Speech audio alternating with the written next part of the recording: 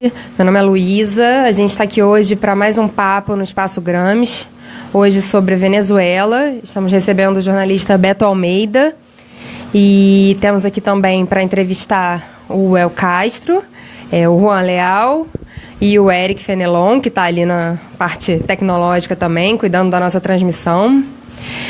Beto, obrigada por você ter vindo aqui conversar com a gente. Eu queria começar, a gente está num momento que a Venezuela está de novo no foco do debate, né? E é muito difícil a gente conseguir debater a Venezuela, porque é muito difícil também a gente conseguir entender o que está acontecendo por lá. Então, mas antes da gente chegar nesse momento atual, eu queria que, assim, a gente desse um passo um pouco atrás. Que você falasse um pouco para a gente de Hugo Chávez. Quem foi Hugo Chávez? O que ele representou? Os ideais dele continuam presentes na Venezuela? Obrigado pelo convite. É uma alegria estar aqui no Espaço Grams com vocês. E saudação aí aos televidentes, telespectadores, né? Interessante, a Venezuela agora está no foco, né? Você dizia, por que antes do Chávez a Venezuela não estava no foco? Porque ela era uma colônia petroleira. O petróleo era regalado para os Estados Unidos. O país era conhecido por ser um dos maiores importadores de caviar e champanhe. E consumia champanhe e caviar, só perdia para a burguesia francesa. E 80% da população vivia na extrema miséria, e o petróleo ia todo para os Estados Unidos. A Venezuela passa a ser conhecida porque houve uma iniciativa revolucionária de Hugo Chávez, que montou dentro do exército uma corrente revolucionária, militar, que reivindicava as ideias do Bolívar, do anti-imperialismo bolivariano, e ao chegar à presidência pelo voto popular, primeiro ele tentou uma insurreição popular, que deu errado, tal como em Cuba, deu errado em 53 em Cuba. Mas ele venceu as eleições e iniciou um processo de transformação. A transformação principal foi colocar a renda petroleira a serviço do povo, nada mais óbvio, né? Um país tão rico, um povo tão pobre. Esse paradoxo não podia continuar. E o Chávez, com o seu movimento, teve a determinação histórica de colocar o petróleo a favor do povo. Então, para que o petróleo passou a servir? Para construir moradias populares, para construir hospitais públicos e gratuitos, universidades públicas e gratuitas, para dar autonomia às províncias indígenas. Por exemplo, tem uma nação indígena na Amazônia, venezuelana, que não tinha escrita. E hoje ela já tem a sua própria linguagem escrita, e teve um primeiro livro editado e escolhido por eles, que foi os 100 Anos de Solidão. 100 Anos de Solidão, de Gabriel Garcia Marques. Isso já é o simbolismo das transformações que o Chávez implementou na Venezuela. Só que foi mais além. Chávez criou a Petrosul, pelo qual o petróleo passava a servir também a outros países do Sul, Petrocaribe, a mesma coisa. Para dar um exemplo prático, a Venezuela não tinha agricultura nem pecuária antes do Chávez. Então, para você fundar essa atividade econômica, o Chávez levou petróleo para Honduras, e de Honduras ele trazia vacas, e a pecuária foi fundada a partir dessa relação com Manuel Zelaya. Os Estados Unidos depuseram o Zelaya, que é uma forma de diminuir o raio de influência do Chávez. Mas o Chávez, então, impulsionou instrumentos concretos, a Telesur, da qual me chamou para ser um dos fundadores, que é uma maneira de você fazer a integração do ponto de vista informativo e cultural, enamorando os povos, e ao mesmo tempo criou uma série de programas como a Unasur, projetos, instituições, o Banco do Sul, para criar uma área de influência onde a Venezuela passou a ser protagonista de um processo de integração. Então Chaves foi o arquiteto desse pensamento, que era, na verdade, um resgate histórico dialético do Bolívar aplicado aos tempos atuais. Não era o Bolívar lá de trás, era um Bolívar dialeticamente atualizado. Então, hoje o Chaves ainda é a força ideológica e política fundamental na Venezuela, e que hoje está elegendo uma constituinte, reclamando e reivindicando a participação do voto popular. Tem nada a ver com ditadura, né? Qualquer ditador tem medo do voto, né? Qualquer ditador tem medo do povo participando. E a Constituinte da Venezuela, ela é uma reforma do Estado por meio da democratização da própria atividade parlamentar. Então agora o parlamento tem uma cota de operários, de indígenas, de campesinos, de afrodescendentes. Não é um parlamento como o brasileiro, controlado pelo poder econômico e pela bancada ruralista. É por isso que a TV Globo critica tanto a Venezuela. São essas mesmas forças políticas que foram construídas por esse projeto do Chaves, por essas atitudes do Chaves, que dão sustentação ao governo Maduro? São exatamente os mesmos. A Venezuela, assim que o Chaves morreu, o Maduro, que é um operário, né, diga-se, é outro fator que irrita muito a burguesia internacional, que é um presidente operário. Maduro é um operário. Maduro é um motorista, empregado da empresa de metrô. E ele mostra, então, que a corrente militar do Chaves deu passagem a que um representante da classe operária fosse diretamente ao poder. E esse setor reivindica os mesmos programas do Chaves, inclusive aprofundando, né? Então, por exemplo, a Venezuela hoje, ela já tem satélites. O Brasil desnacionalizou o seu satélite. O petróleo venezuelano é cada vez mais venezuelano. O petróleo brasileiro é cada vez menos brasileiro. Agora eu fiquei sabendo que a Braskem, que é uma empresa que tem parceria com a Petrobras, vai ser transferida a sua titularidade para Nova York. Então, quer dizer, a maior empresa de alcoquímica do mundo, Braskem e Petrobras, vai virar uma empresa norte-americana. Isso na Venezuela não ocorre. Então a luta lá, ela é muito exemplar para o Brasil, e é uma visão bem chavista, porque o que o Chaves dizia era o seguinte: não se enganem, a Revolução Bolivariana, ela é pacífica, mas ela é armada, se necessário for. Então, o direito sagrado de resistir os povos têm, devem exercê-lo. No Brasil, não houve resistência. Houve a entrega da rapadura sem nenhuma resistência, quando havia toda a legalidade, e inventaram todas as acusações contra a Dilma, né? E aí estão claríssimas, né, todas as coisas, que não havia nada daquilo. E todo esse pessoal que na Venezuela decidiu por vida ou morte, né, pátria ou morte, é uma questão de vida ou morte, porque se houvesse a derrubada, que eu acho que não vai acontecer, mas na hipótese de haver a derrubada do governo Maduro por uma intervenção norte-americana, pela oligarquia interna, né, de direita, que quer voltar a doar o petróleo para os Estados Unidos, por exemplo, para chegarem a isso, eles têm que fazer um banho de sangue muito mais sangrento que foi feito no Pinochet, que foi feito na Líbia, que foi feito na Argentina. Pacificamente, pelo voto, eles não conseguem. Tanto é que a participação popular, e o voto não é obrigatório na Venezuela, hein? Aquela participação foi enorme, pessoas atravessando rios para poder votar, porque os fascistas fechavam as pontes e diziam: não compareçam à votação porque nós vamos atacar, nós vamos fazer violência. As pessoas foram, né, sem serem obrigadas a isso, porque o voto não é obrigatório, e quem tem medo do voto é a direita. Então os chavistas não têm por que temer. Eles reivindicam o poder originário, uma constituinte é o poder originário, é a continuidade do pensamento do Chaves, sim. São as mesmas ideias, os mesmos ideais, o mesmo processo de construir, por uma via de participação democrática, gradual, uma pátria socialista com características bolivarianas. fazer mais uma pergunta, depois vou dividir aqui com meus companheiros.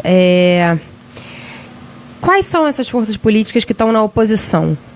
Dá para falar um pouco mais sobre elas, assim, para a gente entender melhor? A Venezuela tinha até 1999, 98, quando Chávez foi eleito, tomou posse em 99, um grupo de partidos, seria uma espécie de bipartidarismo, né? COPEI e Ação Democrática.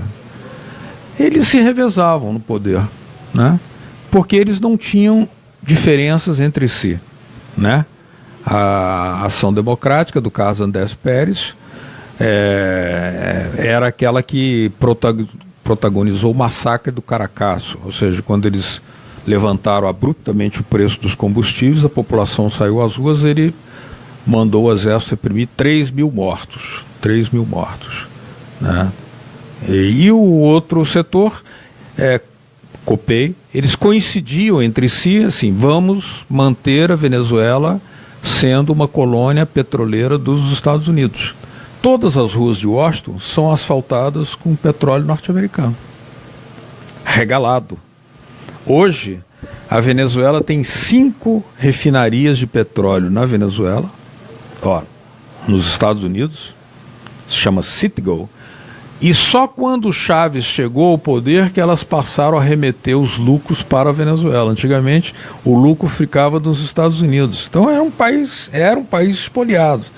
Essas forças políticas foram as que tentaram dar o golpe em 2002, sequestraram o Chávez, diziam que ele tinha renunciado, tiraram a televisão do ar, né? Passaram Tom e Jerry, gerou aquele filme A Revolução Não Será Televisionada, um clássico do documentarismo político internacional, brilhante filme, acabei de rever agora, e são aquelas mesmas forças. O que eles reivindicam? Que as forças armadas sejam apolíticas. Mentira. Sejam politizadas pelas ideias só da direita. Ou seja, as forças armadas não podem ser bolivarianas. Essa é a grande ideia criativa e revolucionária de Hugo Chávez. Ele levou as forças armadas a verdadeiramente serem patrióticas e bolivarianas. Se o Bolívar é anti-imperialista e patriótico, não tem sentido forças armadas serem gendarmes da entrega da riqueza principal do país, o petróleo, para os Estados Unidos, por exemplo. Esse pessoal que queria continuar e voltar ao processo anterior a Chávez, tentou o golpe em 2002, as massas saíram às ruas, eles se amedrontaram, os militares deram meia hora para eles abandonarem o poder, senão iam bombardear o palácio, e o povo... Só que o Chávez ainda foi muito magnânimo, porque não os prendeu nem nada, os que tentaram o golpe. Muitos foram embora para os Estados Unidos, mas eles continuam ramificados hoje nos partidos políticos, que são Podemos de lá, né? Pátria para Todos, Vontade Popular, Primeiro Justiça, são todas variações da ideologia burguesa, são partidos de direita. Há partidos à esquerda que não são membros, não estão conectados com o Partido Socialista Unificado venezuelano, o PSUV, né, que é o partido criado pelo Chávez, onde estão todas as correntes de esquerda. Há alguns grupamentos um pouco à esquerda que têm críticas à esquerda ao chavismo, né? Mas eles evidentemente não apoiam.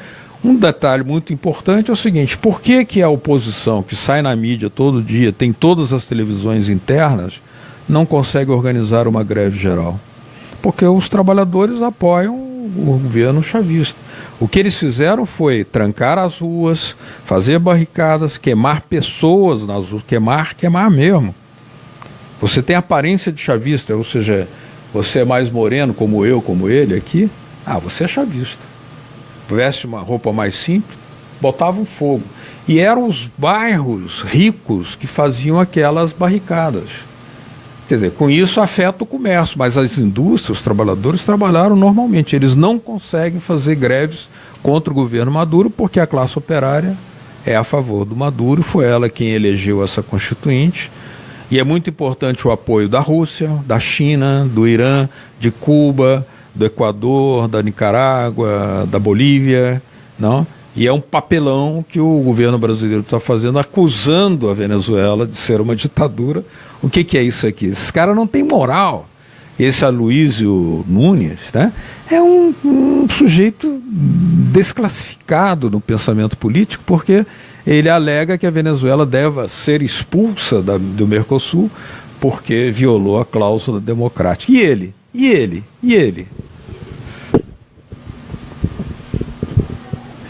Beto, você trouxe aqui um pouquinho do histórico também do Chávez, né? O que é interessante, porque demonstra que isso é uma questão que já vem acontecendo, um problema já antigo na Venezuela, né? Em 2004 você teve o referendo revogatório também, em 2005 a direita disse que não participaria do processo legislativo, então são ataques que a direita vem fazendo já há algum tempo. Mas por que nesse momento se intensifica no governo Maduro? O que levou a esse tensionamento tão grande político na Venezuela novamente? Olha, tem razões objetivas e subjetivas. A subjetiva, ela não pode ser descartada. Você tem uma liderança como um Chávez, que morreu prematuramente, provavelmente teria sido ilimitado, né, por algum tipo de envenenamento, como fizeram com Arafat e todos os outros. Perder uma liderança é perder um poder de convocação, de convicção, de confiança, de unidade, né, dentro do processo, né? Você veja, Cuba teve a sorte de viver com Fidel até pouco tempo, ainda tem quadros da Revolução original, né, que estão presentes, e o Chávez morreu muito cedo, né? Então esse é um elemento, isso cria insegurança, não? Cria.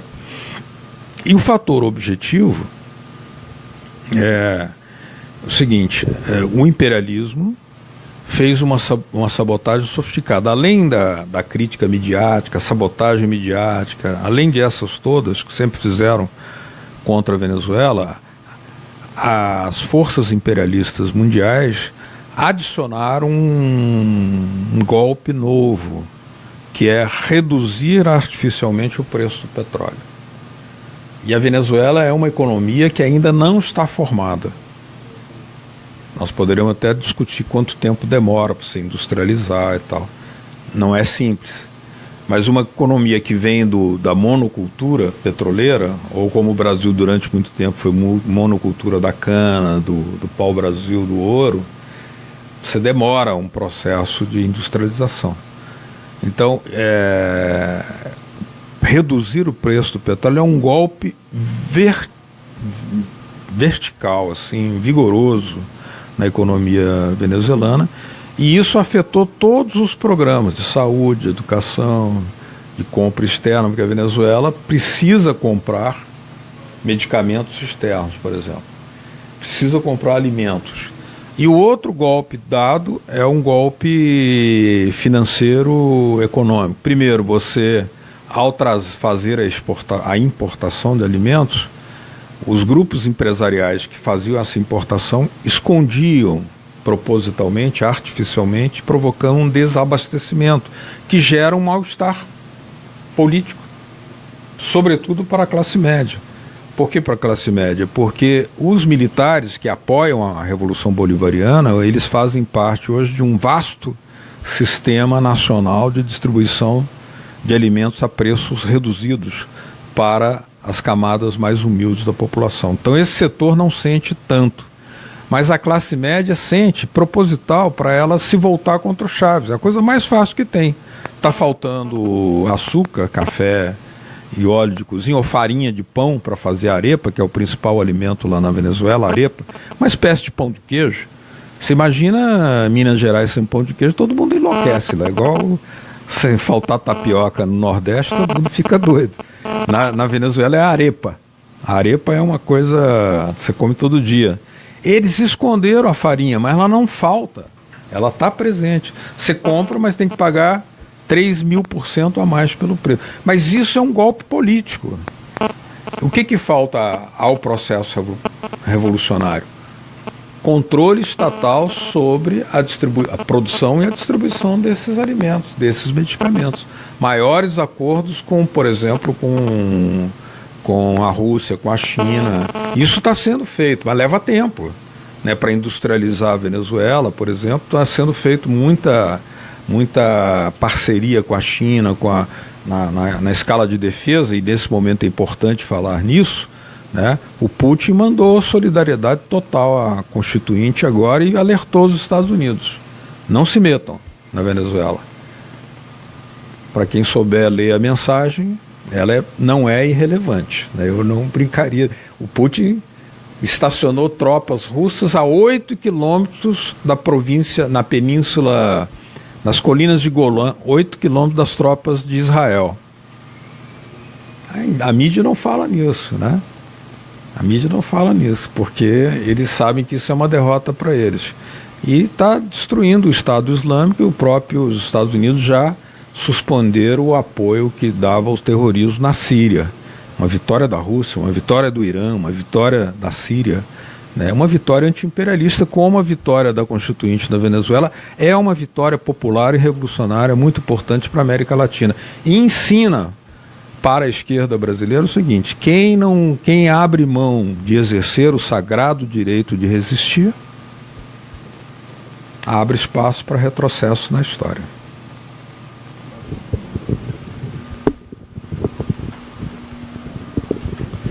Bom, meu nome é Wellington, é um prazer estar aqui para abrir mais luz sobre o tema, né, que cada vez mais vai sacudindo a roseira por aqui, né. Eu queria falar sobre a questão do analfabetismo, né, que desde a época de Chaves, os programas de assistência social assim foram sensacionais. Inclusive houve num período de total resistência, né, maior que houve na Venezuela. O projeto, eu lembro que uma das reuniões da Unasul, o Lula ia muito lá, né, fazia questão de falar sobre o seu projeto, enaltecer aqui, mas assim, enquanto isso, na Venezuela, a coisa assim, funcionava mesmo, né? Não existia aquela dúvida. O Chaves, eu lembro que ele era um cara que, se tivesse que, por exemplo, expulsar um imperialista, ele expulsava mesmo, acabou, e eu vou fazer o projeto para o povo. Eu queria que você falasse um pouco dessa questão das moradas populares e da erradicação do analfabetismo, que foi junto com a Bolívia, né? Esse elemento é muito importante.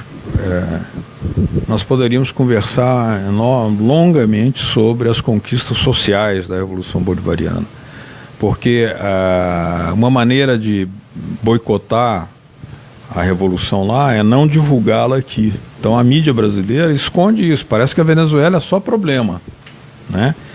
Então, por exemplo, a Venezuela já é um país livre do analfabetismo, como disse a Unesco. Segundo a Unicef, é um dos países que fez a mais vigorosa redução da mortalidade infantil na América Latina, depois de Cuba. Segundo a CEPAL, é um dos países que paga o melhor salário mínimo na América Latina. Segundo a Organização Mundial da Saúde, foi dos países que conseguiu instalar um sistema de saúde, depois de Cuba também, porque já estava muito mais consolidado. E isso não é revelado, né? Segundo a própria Unesco também, a Venezuela hoje é dos países do terceiro mundo que tem maior população universitária mundialmente falando.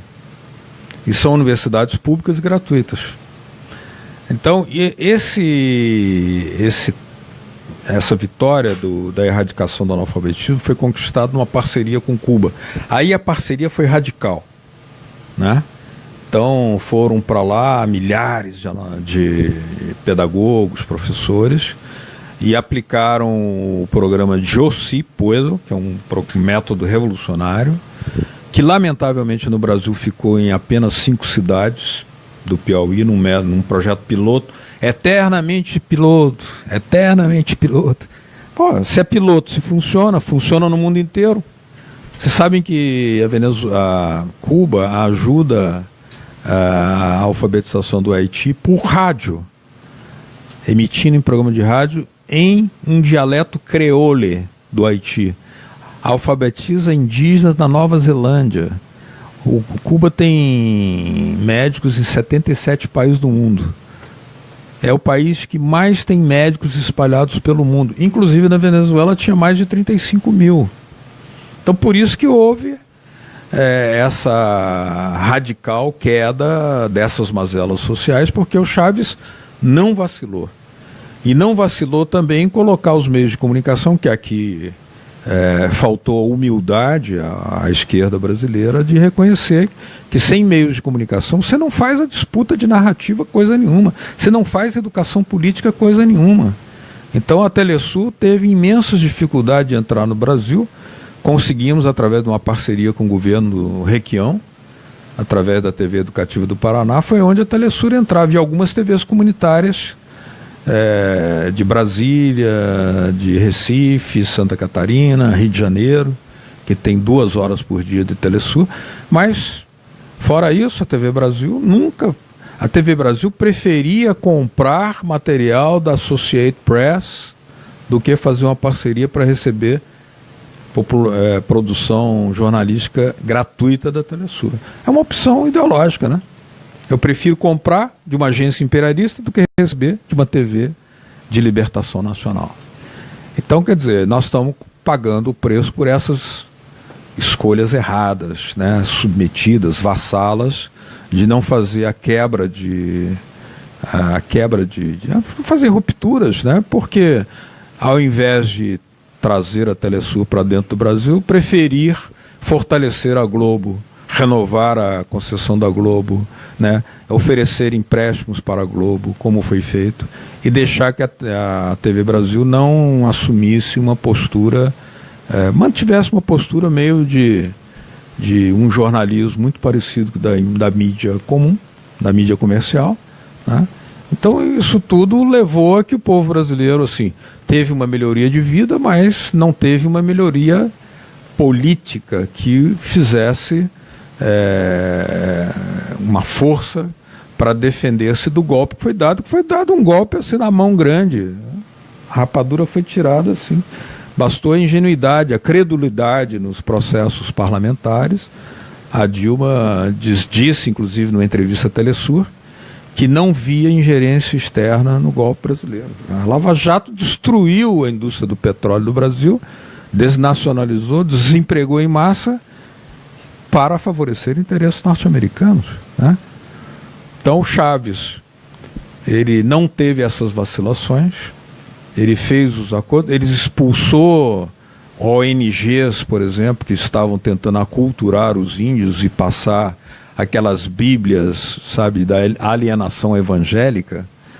Eu não estou fazendo aqui crítica à opção religiosa das pessoas, estou dizendo daquelas pessoas que usam-se, né, do pretexto da evangelização para, na verdade, fazer uma aculturação colonial. Então, eles faziam isso contra os indígenas. O Chávez deu 1 semana e mandou todo mundo embora. E aí de quem não saísse, né? E, ao mesmo tempo, ele determinou que o petróleo que era vendido nos Estados Unidos tivesse o lucro revertido para a Venezuela e para a população pobre dos Estados Unidos. Quando teve o furacão Katrina, foi o Chávez quem garantiu água mineral, calefação gratuita para as populações pobres dos Estados Unidos pelas empresas venezuelanas dentro dos Estados Unidos. Isso é uma atitude política. Isso é uma atitude política.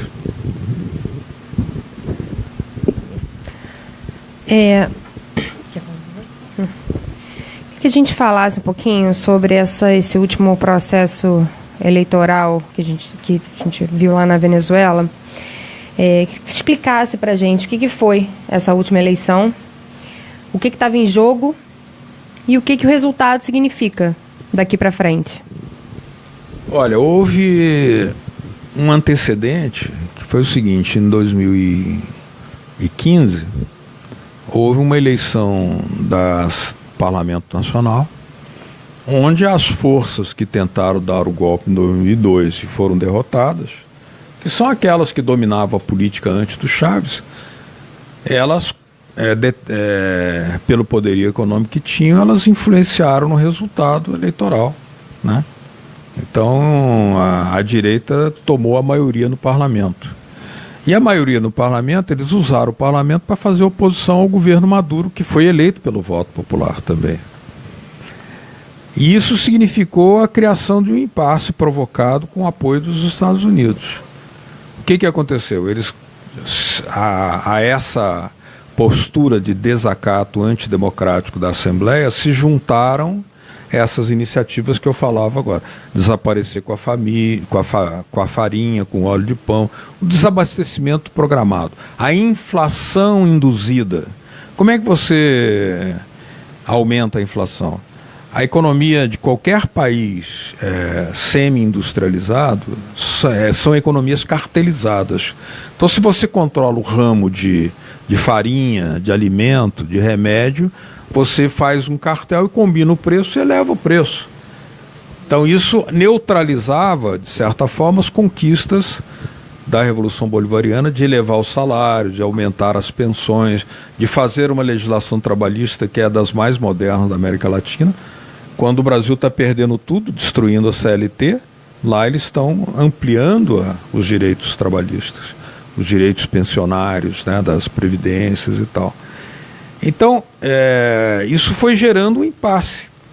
E o Maduro chamou ao diálogo, né, porque ele falou: o que eu vou fazer? Os caras boicotando, e ele criou-se um impasse. Então ele convocou ao diálogo para tentar chegar numa solução até que termine o mandato dele, que é do ano que vem. Bom, então uma solução que não veio através da conciliação, que até o Papa apoiou inicialmente, o Papa pediu à Igreja Católica Venezuelana que aceitasse o diálogo com o governo Maduro, mas a oposição não aceitou, porque é uma oposição fascista de fato, e partiu para a violência. Quando partiu para a violência, é preciso ter claro isso. Se você tranca uma rua, se você queima uma creche, você pode fazer manifestação. Fazer manifestação é uma coisa. Queimar um hospital infantil é outra, completamente diferente. Queimar depósitos de alimentos, quando a população tem que fazer fila para comprar alimento, isso é fascismo, isso é terrorismo. Então não dá para aceitar. Aí o Maduro viu que não tinha jeito, convocou a eleição constituinte. Só que a eleição constituinte não podia ser a mesmo parlamentarismo formal de antes, porque aí dá na mesma. Então eles avançaram e disseram: nós não fizemos uma revolução para não revolucionar também as formas de participação popular. Claro, evidente. Então, se hoje há comunas, se hoje há movimentos sociais, se hoje há toda uma economia cooperativa na Venezuela, esse novo setor social, político, econômico também tem que ter expressão na política. Senão você fica só com os donos dos partidos, porque nenhum partido foi ilegalizado na Venezuela. Todos os partidos da burguesia estão representados e recebem dinheiro dos Estados Unidos. Podem participar e tem tempo de televisão. O Chaves criou todo um setor público de comunicação, fortaleceu a radiodifusão comunitária, a radiodifusão pública, radiodifusão cooperativa. A PDVSA tem uma televisão, as Forças Armadas têm uma televisão. Mas isso não é suficiente, porque as TVs privadas, que são pró-norte-americanas, continuaram. Então é uma guerra midiática interna. Ainda bem que tem guerra, porque aqui era unilateral, né? Como é agora, tá? É evidente, né? O PT perdeu 13 anos e não construiu a sua mídia própria. E agora não tem como construir, porque está sem posições. Esse antecedente só poderia ter uma resolução através da política, convocando o poder originário, baseado na Constituição, chamando ao voto popular. Esse impasse, só o povo, ou seja, para resolver o problema do impasse democrático, só mais democracia, mais povo. E aí os partidos de oposição que não quiseram participar fizeram a sua escolha. Eles não estão proibidos, eles não estão proscritos. Eles decidiram boicotar. É diferente. E aí o boicote é apoiado pelos Estados Unidos, pela Colômbia. Agora veja a hipocrisia na argumentação, né? O Trump foi eleito por uma das maiores abstenções eleitorais nos Estados Unidos. O Santos foi eleito na Colômbia com 20% do eleitorado. O Macron foi eleito na França agora, onde a maior parte dos eleitores não votou. A abstenção superou o número de votantes na França. Aí vem falar da Venezuela, onde a eleição foi feita, o voto não é obrigatório e fizeram uma onda de terrorismo para que as pessoas não votassem. Não votassem. Mesmo assim, o povo votou. Então, quer dizer, o que se espera agora é que haja uma reforma do Estado, das instituições do Estado, as novas formas de economia, de poder popular, inclusive as comunas, que surgiram nos últimos tempos. Não basta que você tenha uma revolução, o parlamento está para lá e a comuna está para lá. A comuna está resolvendo os problemas das comunidades. Ela tem que ter expressão política. Essa constituinte vai dar expressão política às comunas, aos indígenas, aos campesinos, à nova economia cooperativa que surgiu. Então, por isso é que é uma solução que não será respeitada pelos Estados Unidos. Eu não prevejo uma situação de calmaria, pelo contrário. Agora, seria importante, digamos, é o que o Maduro tem tentado fazer, evitar chegar naquilo que o Chávez dizia: a nossa revolução é pacífica, pero armada. Então, se querem chegar às vias de fato, as Forças Armadas têm um projeto de libertação, um projeto bolivariano, anti-imperialista, e apoiam a revolução. Mas seria melhor que não se chegasse a isso. Porém, na história, você veja, ou você vai para o desastre, a tragédia da Líbia, né? A tragédia da Síria, ou você evita chegar a isso através de um acordo prévio e da prevalência das forças democráticas organizadas para continuar o processo revolucionário. Quem está contra o processo revolucionário pode até permanecer no país, mas não pode usar da violência para impedir que a revolução, que arrancou a Venezuela do atraso em que estava e colocou hoje a Venezuela é conhecida no mundo pela sua posição de independência, de soberania, da elevação das condições de vida da população. Antes ela era conhecida porque a sua burguesia era a segunda consumidora de caviar e champanhe do mundo, e o povo vivia na miséria. Você tocou num ponto importante, que é o fato da nossa mídia hegemônica ser absolutamente unilateral, né? Então as informações chegam para a gente muito truncadas, né? Com um viés muito pautado no que a burguesia de fato quer que a gente compre, né? E então eu queria que você explicasse um pouco mais didaticamente, né? Até pela nossa dificuldade de chegar a essas informações, o papel dessa constituinte na relegitimação do projeto bolivariano, porque a gente teve uma eleição, viu uma eleição na Venezuela super apertada no resultado, né, com a eleição do Maduro, e aí paira a pergunta, né, então por que se foi tão apertada assim, por que a constituinte é tão importante nesse momento para relegitimar o projeto bolivariano?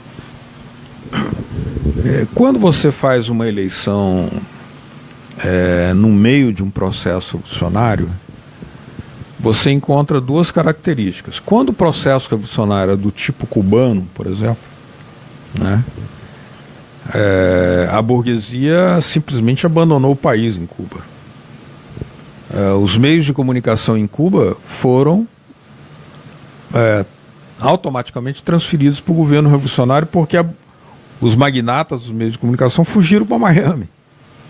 Então não houve nem necessidade de estatizar. Deixaram, os trabalhadores ocuparam e passaram a controlar a rádio, televisão e jornal em Cuba. Mas ali houve um processo de revolução com ruptura. A revolução na Venezuela tem uma característica gradualista. Ou seja, ela não quer estatizar tudo, ela quer... se me perguntarem o que eu acho, eu digo o seguinte: isso leva inevitavelmente a processos de impasse, adiam as rupturas, mas elas cobrarão o seu preço mais caro depois. Elas serão inevitáveis. Porque você não pode proscrever a luta de classe em lugar nenhum, nenhum partido, nenhum país do mundo. Então, onde a burguesia estiver organizada e com meios de comunicação e com partidos, como ela está na Venezuela, sempre haverá o foco de poder fascista. Porque quanto mais você avança na revolução, a burguesia aumenta no fascismo, né? Ela perde toda o seu disfarce democrático e abre a face macabra do fascismo, escancara, como estão fazendo agora, queimando gente nas ruas em carne viva, na Venezuela, como fizeram na Síria, como fizeram na Líbia também. Então, a Constituinte, ela terá uma tarefa fundamental, que é de reformar o Estado venezuelano. Por exemplo, você não pode fazer uma revolução se o setor de abastecimento alimentar é controlado pelo maior monopólio privado da Venezuela, que é a indústria polar. Entendeu? Essa indústria polar, supostamente, estaria de acordo em atuar nas regras revolucionárias da Venezuela. Isso tem limites. Tem limites. Porque quando você começa a detectar que está faltando farinha, arroz, feijão, você sabe onde é que está o foco. Eu li na última vez que eu estive na Venezuela, eu tive a oportunidade de conversar muito com a economista Pasqualini Curcio. Ela mostrava de onde vem a inflação, de onde vem o desabastecimento, por que não houve queda da produção, que é uma mistificação que aparece na TV Globo, né? A Venezuela está faltando papel higiênico. Não está faltando papel higiênico, está escondido. Tem nome e endereço. Isso a TV Globo nunca vai dizer. A Venezuela houve importação de alimentos porque o Maduro é incapaz de promover a produção. Olha, o Brasil importa uma série de produtos e o país tem uma economia muito mais desenvolvida que a da Venezuela. Nenhum país é totalmente autossuficiente. Agora, evidentemente, a Venezuela tem que importar medicamentos e boa parte de alimentos. Mas antes do Chávez importava até alface de Miami, vinha de avião. Só era consumido pela burguesia venezuelana. Então, você tem que recriar com essa Constituinte, essa é a função dela, um novo pacto de poder econômico. Se ela é representada agora por todos os setores que compõem o processo revolucionário, você vai ter que chegar a uma conclusão que eu tenho que resolver o impasse assim. Eu não posso depender de um único monopólio privado para a distribuição de alimentos. Sinto muito. Não é questão de que porque eu sou estatizante. Não, é porque o monopólio privado já se comprovou insuficiente, digamos assim, para cumprir a tarefa democrática do abastecimento. Então, essa é uma tarefa da Constituinte. Entendeu? Outra coisa, eu na última vez estive conversando com o ministro das Comunicações de lá, Ernesto Villegas, e dizia para eles: olha, vocês têm condições, né, de fazer uma reforma também nos meios de comunicação aqui, né?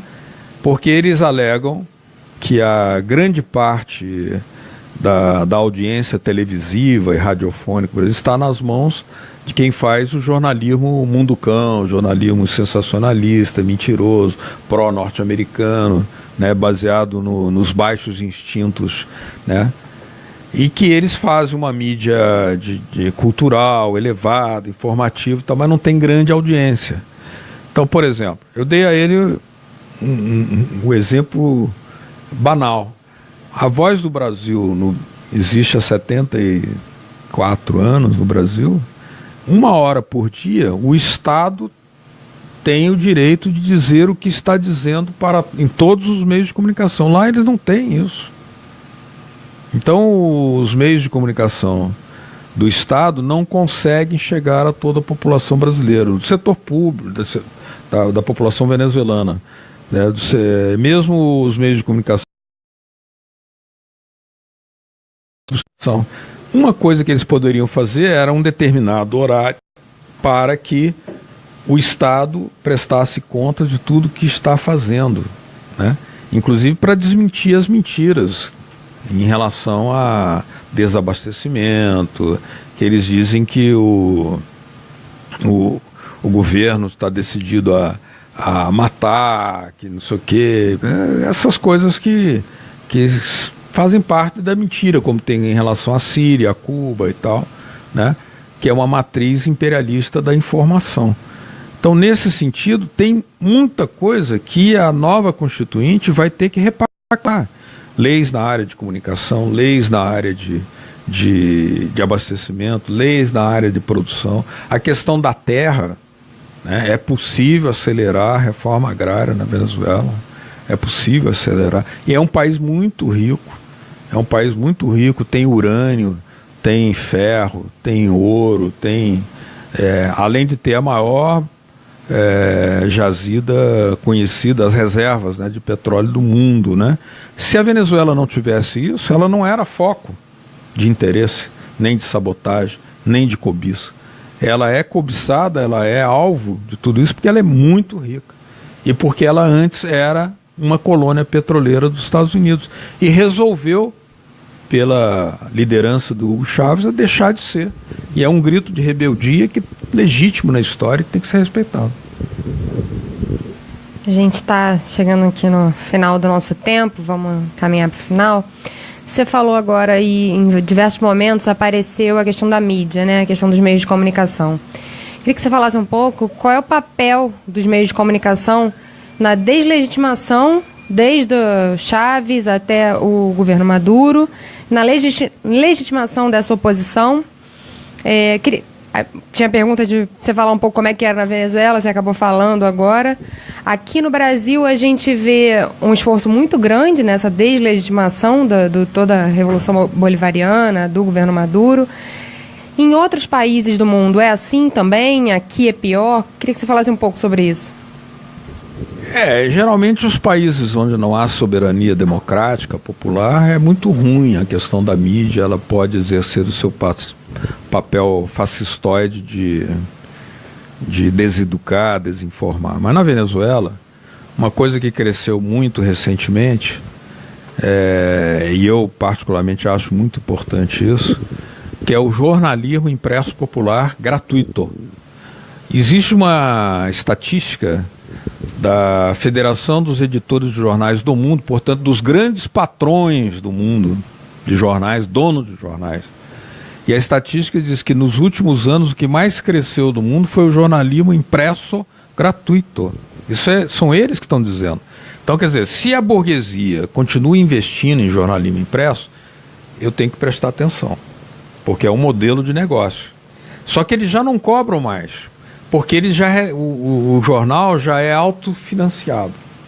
Então hoje você vai na Europa e na maioria dos países você não precisa mais comprar o jornal. Ele é distribuído gratuito. Fora que, por exemplo, na França o Ministério da Previdência tem um jornal informativo, não só sobre Previdência, gratuito também. Na Venezuela agora você tem o jornal, por exemplo, Cidade de Caracas, que é um jornal diário, distribuído gratuitamente, no metrô, nas esquinas, no centro da cidade e tal. Os quioscos têm uma espécie de uma gôndolazinha, eles chamam de La Rorrita, vermelhinha. Você vai lá e pega o jornal, é de graça, entendeu? Todo dia, jornal diário. E ele está se espalhando por todas as cidades, o mesmo exemplo com outras cidades. Esse é um jornal da Prefeitura de Caracas, mas vai para 4 milhões, né, a população estimada da Grande Caracas, 4 milhões de pessoas.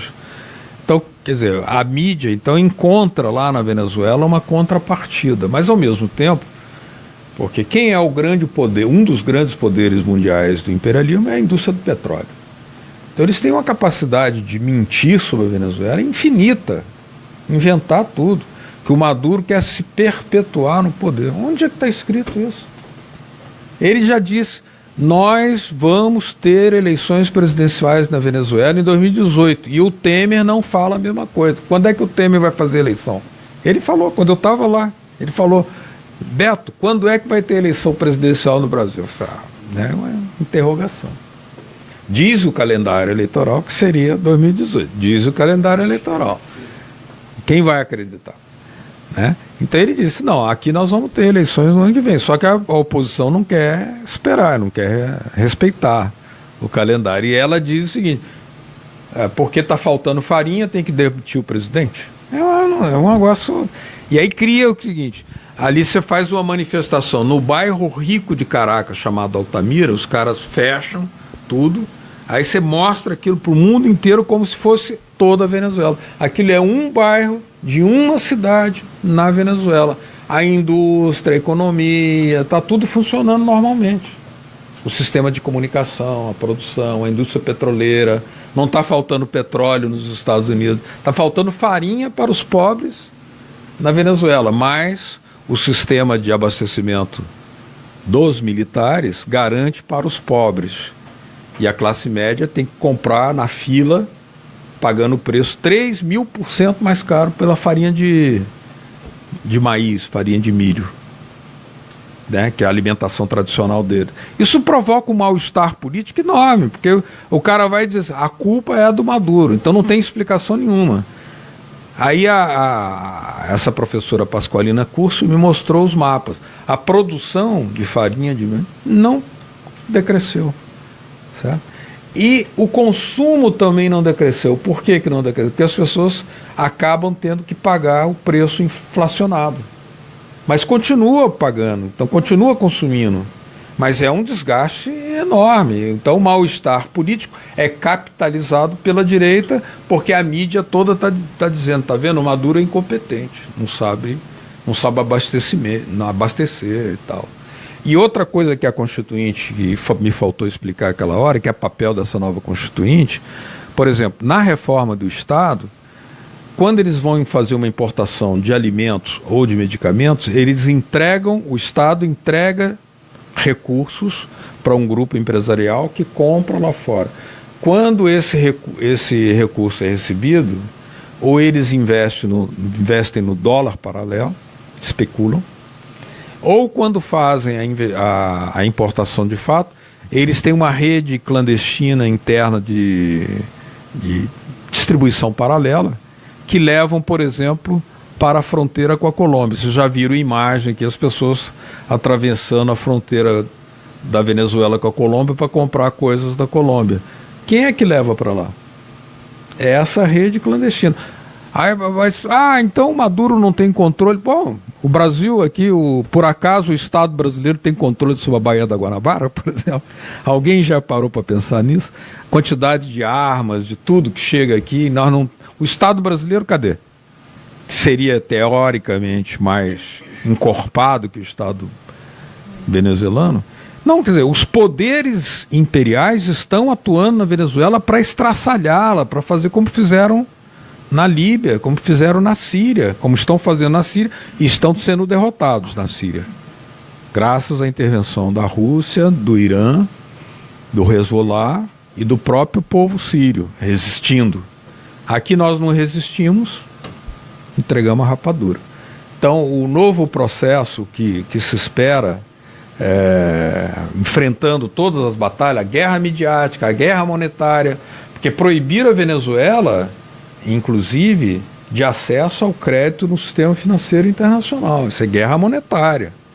Então, quer dizer, o país pode vender petróleo, mas não pode pegar um empréstimo para comprar remédio. Mas pode vender petróleo. Percebe?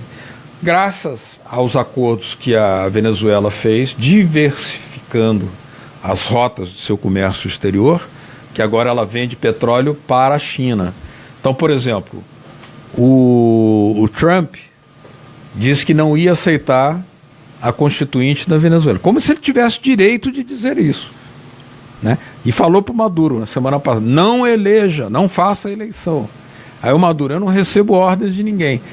Aí especula, será que ele vai deixar de comprar o petróleo? Ele não vai deixar de comprar o petróleo venezuelano, porque ele é o petróleo da melhor qualidade, ele chega em 4 dias nos Estados Unidos, e a China já disse, se precisar eu compro mais. Então o mundo não é como o Trump quer, né? E o Santos falou, mas eu também não vou aceitar a Constituição, não reconheço a Constituição. E quem perguntou alguma coisa, aquele idiota, pô? Alguém está querendo saber a opinião dele? Ué, ele cuida do país dele, né? Ele foi eleito com 20% dos votos. Na Venezuela, o padrão eleitoral alcançou 42% dos votos, sob onda ameaça terrorista. Então, o valor do voto venezuelano é um valor da consciência, produto da educação que o Chávez fez durante 15 anos, falando todo dia por rádio, televisão, discutindo com os militares, com o povo, nas favelas. Quer dizer, ele é preocupado com a educação política, né? Com a consciência política, coisa que aqui boa parte do PT deixou de fazer, né? Não fez nem internamente, nem por meio dos meios de comunicação, porque, aliás, nem organizou meios de comunicação para fazer uma atividade de transformação, porque essa reeducação dos sentidos, ela não é espontânea, ela tem que ser educada. A consciência é algo que se elabora, se constrói, não cai do céu, não nasce pronto. A ideologia não é algo espontâneo, é um fenômeno de retroalimentação e construção e elaboração e criação diária, né, interpretando e reinterpretando os fenômenos da vida a cada dia. Isso não é algo que está pronto. Nasceu, pronto, eu vou... Não. Os novos fenômenos midiáticos, os novos fenômenos sociais, precisam de uma reinterpretação direta para gerar a confiança de que país eu quero construir. Na Venezuela eles têm um projeto. Eles têm um projeto e estão resistindo, né, à custa da vida, porque há o risco de uma intervenção externa. A função da mídia em relação à Venezuela é chegar na seguinte situação. Morreram, você vê, a TV Globo fala assim, são 120 mortos até hoje, em 100 dias. Eles não dizem quem morreu, né? Porque boa parte dos que morrem são os guardas que são atacados. E o Maduro mandou, inclusive, retirar as armas letais dos guardas, para fazer trabalho de contenção, né? Então, tem gente que morre porque botam fogo, né? Puseram fogo numa indígena, porque ela estava vestida com as roupas indígenas, disseram, ela é chavista. Puseram fogo na roupa dela, ela morreu. Morreu em praça pública em Caracas, morreu. Essa notícia não vem para cá, né? Mas essa notícia está na Telesur. Então você vê, o jornal É o País, maior jornal da Espanha, publicou a foto nas vésperas da eleição constituinte da manifestação pró-Maduro, dizendo que era manifestação contra a Constituinte. Até você desmentir, aí no dia seguinte o jornal É o País reconheceu, não, realmente a gente errou. Errou coisa nenhuma. Não errou não, eles sabem que assim vai levar um tempo para ser desmentido, então vamos passar a mentira porque o desgaste está feito, tá? Né? A desgraça está feita, o fake news, a mentira jornalística está feita e ela produz a confusão na interpretação. Então as pessoas, poxa, na Venezuela está um caos. O petróleo está na mão da Venezuela. Aqui que está um caos, o petróleo já não está mais na mão dos brasileiros. Isso é que eu acho que é um caos. Aqui já não tem mais direito trabalhista assegurado. Cada dia a gente perde um. Lá na Venezuela não, eles estão decidindo lutar à custa da própria vida para manter tudo aquilo que foi conquistado pela Revolução Bolivariana. É uma diferença fundamental. Eric, alguma coisa? Não? Beto, queria te agradecer muito pela sua presença, por essa aula sobre Venezuela que você deu para a gente. É muito importante para a gente aprender a resistir também, né? A gente está aqui num momento buscando novos caminhos, buscando novas formas. Então, assim, entender um pouco mais sobre o que acontece na Venezuela é muito importante. Muito obrigada. Obrigado a vocês, parabéns ao Núcleo Piratininga de Comunicação, ao Espaço Gramsci, obrigado por terem me convidado. E eu acho que é isso que nós precisamos fazer. com o espaço midiático que nós tivermos, nós temos que introduzir as discussões fundamentais, né? Porque a mídia faz a versão dela. Estava pensando, por que a TV Globo todo dia tem uma notícia sobre a Venezuela? Porque ela quer dizer, esse caminho é errado. Não. O caminho da revolução é errado. O caminho de desobedecer o imperialismo é errado. O caminho de romper com a oligarquia é errado. E nós temos que dizer, não, o caminho é maior poder popular sobre o petróleo, sobre a economia, sobre a cultura, sobre os meios de comunicação. Esse é o caminho certo. E por isso que a Venezuela provoca tanta irritação nos meios de comunicação da burguesia. Uma santa desobediência, né? Uma santa rebeldia, é uma ira santa que nós estamos levantando, e longa vida para o processo revolucionário bolivariano, exercendo o sagrado direito de resistir. Obrigado pelo convite. Eu queria agradecer a todos vocês que assistiram mais esse papo aqui no Espaço Grams. Agradecer a todos que vieram. Vocês não conseguem ver, mas tem uma galera aqui assistindo também. E até a próxima.